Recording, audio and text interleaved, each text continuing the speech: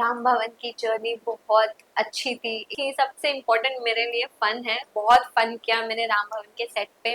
Bestie coach शालू के साथ बना, समीक्षा के साथ बना। आपने अपने कैरेक्टर को कितना एंजॉय किया? शुरू में तो एंजॉय करने नहीं मिला, किन्हीं चीजों में बहुत फंसी हुई थी, मेंटली मैं कैरेक्टर में नहीं थी। राम भवन बंद होने का सबसे मेन कारण तो टीआरपी था। फैंस के जो मैसेजेस आते हैं कि यार हम मिस कर रहे हैं, आप इतना जल्दी क्यों बंद हो रहा है, हम तो अभी एंजॉय कर रहे थे, अभी तो स्टोरी अच्छी चल रही थी। बुरा लगता है सुनने में, लेकिन हमारे हाथ में नहीं है।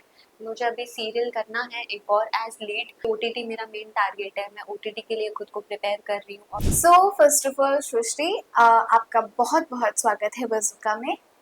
Thank you. कैसे हो आप? मैं बहुत बढ़िया हूँ, बहुत अच्छी हूँ, फिट एंड ओके। फाइन हूँ। ओके। सो हम सबसे पहले तो ये जानना चाहेंगे कि आपका लास्ट शो राम भवन था, कैसी थी आपकी जर्नी राम भवन के साथ? राम भवन की जर्नी बहुत अच्छी थी, एक्साइटिंग थी, फन थी। सबसे इम्पोर्टेंट मेरे लिए फन है, जो कि बहुत बहुत फन किया मैंने राम भवन के सेट पे। बहुत अच्छे को एक्टर्स मिले, फ्रेंड्स मिले, टीम बहुत अच्छी मिली, बहुत मजा आया, बहुत प्रेशियस, बहुत मेमोरेबल जर्नी थी मेरी। अगर सेट पे को एक्टर्स की बात करें तो सबसे ज्यादा एक कहते हैं ना, बेस्टी कोड जो होता है वो किसके साथ ज्यादा बना आपका? बेस्टी कोच शालू के साथ बना, ओके। समीक्षा के साथ बना, और बाकी जो हमारे चिल्लर पिल्लर थे, टियारा, अंजलि एंड ऑल, मैं बहुत मजा आया। सुमित्रा जी, हमारी जानकी मैम एंड ऑल, बहुत मजा आया सबके साथ। वो लोग मेरे बेस्टीज है। और बाकी विकास भाई, मुस्कान भाई भी है, लेकिन इतने नहीं हैं जितने बाकी मेरे गर्ल्स हैं। बॉयज इतने नहीं है। सो मैं आपसे ये भी जानना चाहूंगी कि जो राम भवन था उसमें जो आप कैरेक्टर करनी थी, आपने अपने कैरेक्टर को कितना एंजॉय किया? शुरू में तो मुझे इंजॉय करने नहीं मिला, क्योंकि मैं अपनी चीज़ों में बहुत फंसी हुई थी, मेंटली मैं कैरेक्टर में नहीं थी। लेकिन धीरे धीरे मुझे, आई गेस, 2 महीना लगा। अक्टूबर, नवंबर और जैन से मैंने कैरेक्टर पकड़ लिया। कैरेक्टर अडेप्ट करने में टाइम लगता है। फिर अडेप्ट करने के बाद मैं जो रागिनी में घुसी हूँ, मैं निकली ही नहीं हूँ। मैं प्रॉपर अभी भी आई गेस मैं रागिनी कैरेक्टर में ही हूँ, क्योंकि रागिनी बहुत ही ज्यादा सिमिलर है सृष्टि जो पहले हुआ करती थी, और वो वापस आ चुकी है। तो अब वो जा नहीं रही है, उसको मैंने बहुत मुश्किल से निकाला था, और वो वापस आ गई है और बेटर होके आ गई है। ओके। तो वो है अभी। ओके। वेल, हम तो सबसे पहले थोड़ा सा एक रीजन जानना चाहेंगे। जो राम भवन था उन्हें काफी प्यार मिल रहा था, और कहीं ना कहीं फैंस के दिल टूटे हैं, क्योंकि लिटरली हमें मैसेजेस आए हैं कि प्लीज राम भवन को क्यों बंद किया। तो वो क्या कारण था कि राम भवन इतने जल्दी बंद हो गया? राम भवन बंद होने का सबसे मेन कारण तो टीआरपी था। टीआरपी जितना एक्सपेक्टेड था उतना नहीं था, इनफैक्ट काफी लो हो गया था, क्योंकि स्लॉट चेंज हो गया था, इसीलिए राम भवन को बंद कर दिया गया। ओके।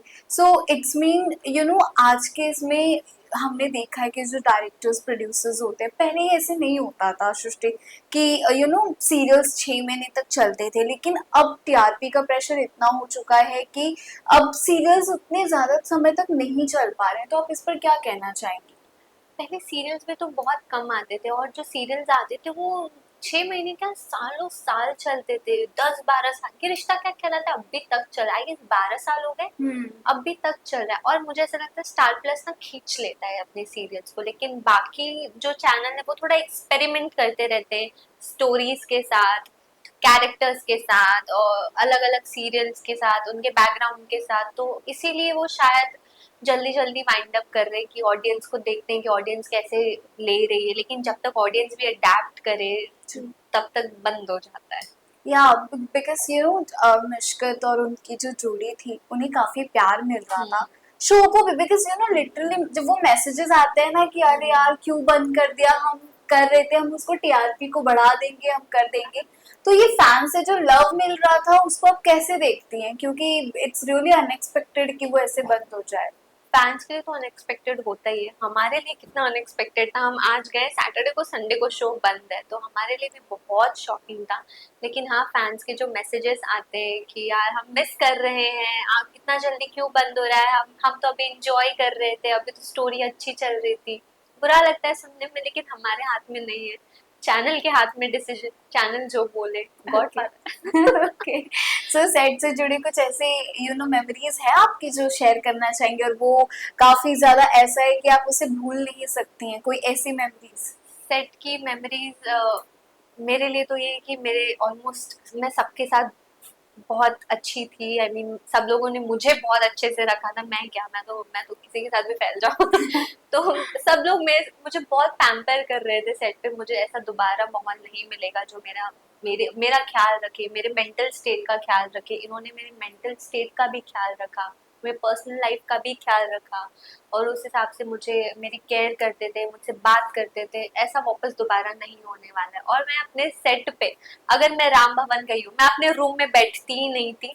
सिर्फ मेकअप और हेयर के लिए जितनी देर में बैठी हूँ, फिर तो मुझे सेट पे आप मुझे ढूंढ के बता दो। लोग मुझे लिटरली एडी आके बोलते थे कि सीन से पहले आपको 10 मिनट पहले ढूंढना पड़ता है कि आप किसके रूम में हो, आप कहाँ बैठे हो, सेट पे किस कॉर्नर में बैठे हो, ढूंढना पड़ता था। मैं इतनी ज्यादा उसमें घुल चुकी थी, इंजॉय कर रही थी अपनी जर्नी, इतना मजा आ रहा था मुझे। बहुत अनफॉर्चुनेट था। ओके, सो जो अभी एज यू नो कि राम भवन के बाद अभी आपको और भी अभी नए प्रोजेक्ट्स की तरफ देखने हैं, तो क्या है पाइपलाइन में जो कि आप बता सकती हैं, या फिर आप अभी कुछ सोच रही हैं करने के लिए?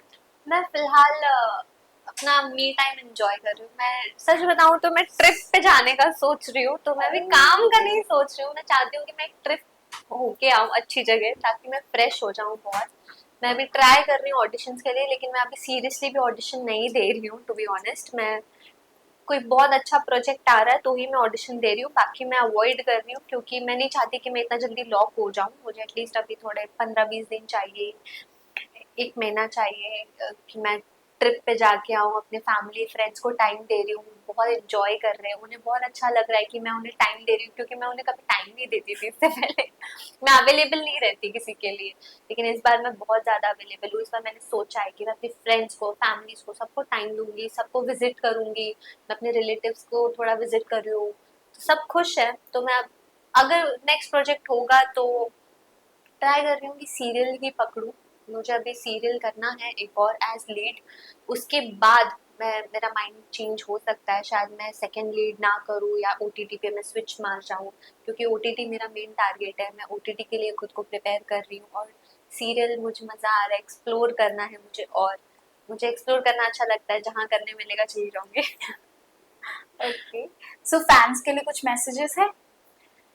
फैंस के लिए यही मैसेजेस है कि मुझे सपोर्ट करे, मुझे गाइड करे। मेरी जर्नी अभी शुरू हुई है, मुझे बताएं कि मैं क्या कर सकती हूँ, क्या नहीं कर सकती हूँ।